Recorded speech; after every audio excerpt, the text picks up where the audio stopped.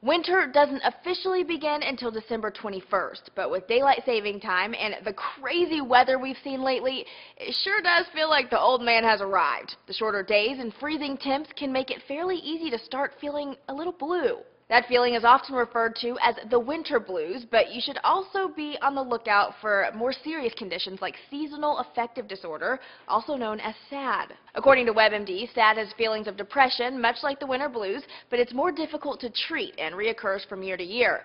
KTVI explains a few signs to look out for if you think the winter weather might be bringing you down. This disorder is characterized by severe depression, extreme fatigue, so they sleep like 10-15 hours a day.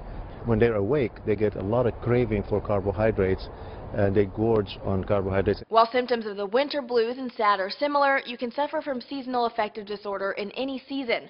Through the summer and spring, you'll see different symptoms like insomnia, loss of appetite, and weight loss.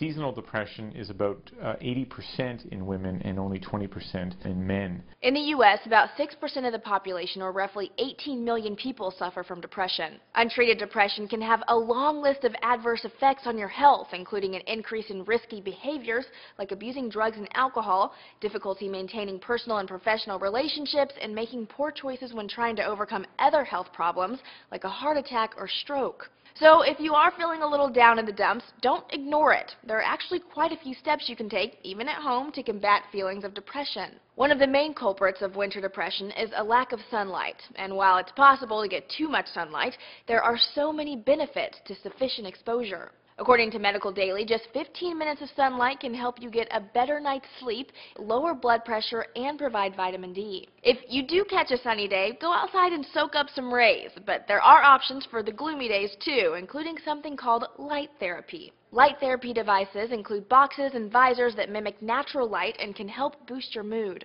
I sit down at a table and use my light box while I'm sitting there reading the morning paper.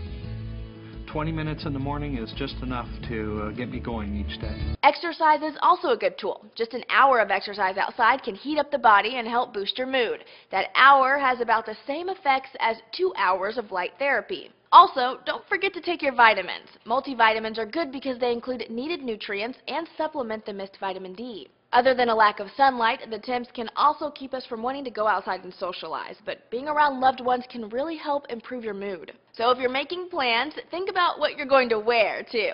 Lifehacker reports bright colors also have an effect on mood, but it's also noted the tip isn't a cure for the seasonal affective disorder. It's a simple and easy way to beat the monotony of the season. WNEP talked to a psychologist who has one last tip.